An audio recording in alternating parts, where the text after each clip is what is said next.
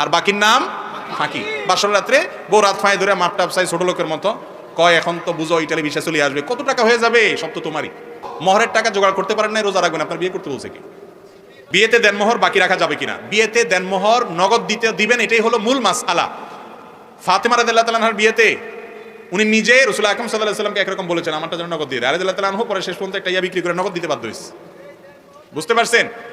আর আয়েশা রাদিয়াল্লাহু আনহা একটা হাদিস আবু দাউদে বর্ণিত আছে, তাতে দেনমোহর বাকি রাখার কথাও প্রমাণ আছে।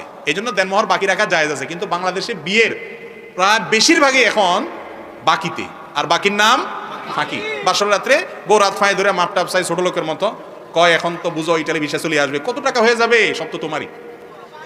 এর সৌদির ভিসা চলে আসছে আর কদিন পরে, তুমি কি চিন্তা করো? তো বউ বেচারি সোজা সাজি কয়, আরে টাকা দিয়ে কি করবে, কিন্তু কোনো কথা করনি, আপনি বাঁচি থাকলে আমার কিছু লাগতো না, শেষ এক কথা বেচারি গেল আর শেষ। এখন বেচারিরা না বলে যাবে কই? যদি বলে না চান্দু আগে মহদ্দা তারপরে এক কদম সামনে আগাবা না, এই কথা বললে তো কেবল ওরে বাবা কি ডাইনি মহিলা। অথচ শরীয়ত তার সে অধিকার দিছে না, দেয় নাই? পুরুষরা সব এই হক মারবেন না, হক মারবেন না। যুবক, মহরের টাকা জোগাড় করতে পারেন না, রোজা রাখবেন, আপনার বিয়ে করতে বলছে কি?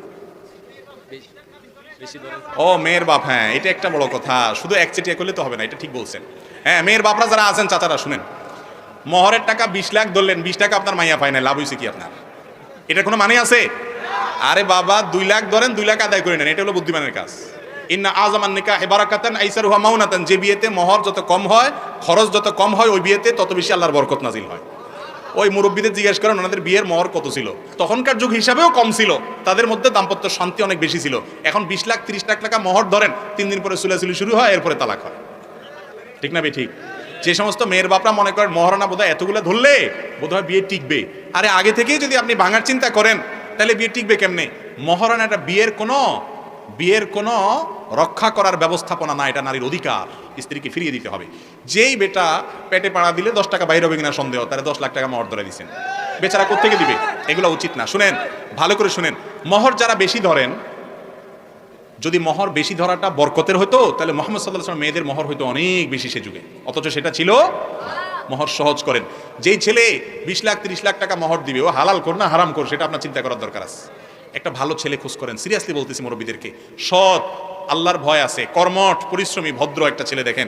এই ছেলে যদি দেখেন টাকা একসময় বহুত আসবে, মানুষের টাকা আসতে সময় লাগে না। আমি যখন বিয়ে করেছি সামান্য কয় টাকা মহর দিয়েছি এবং অনেক কষ্ট ছিল। কত? 35,000 টাকা মনে হয়। আমি 35,000 টাকা দিয়ে দিছি আলহামদুলিল্লাহ। আমি তো জোয়ান মানুষ, বেশি আগের মানুষ না, মুরব্বীদের মতো। 35,000 টাকা পুরোটা দিয়ে দিছি আলহামদুলিল্লাহ। বিয়েতে মহর কম হলেও মানুষটা যদি ভালো হয় আল্লাহ বরকত দেয়। ঠিক না ভাই? ঠিক। এই জন্য মুরব্বীরা মহর নিয়ে তেড়ামি করবেন না, একটু সহজ করবেন ইনশাআল্লাহ।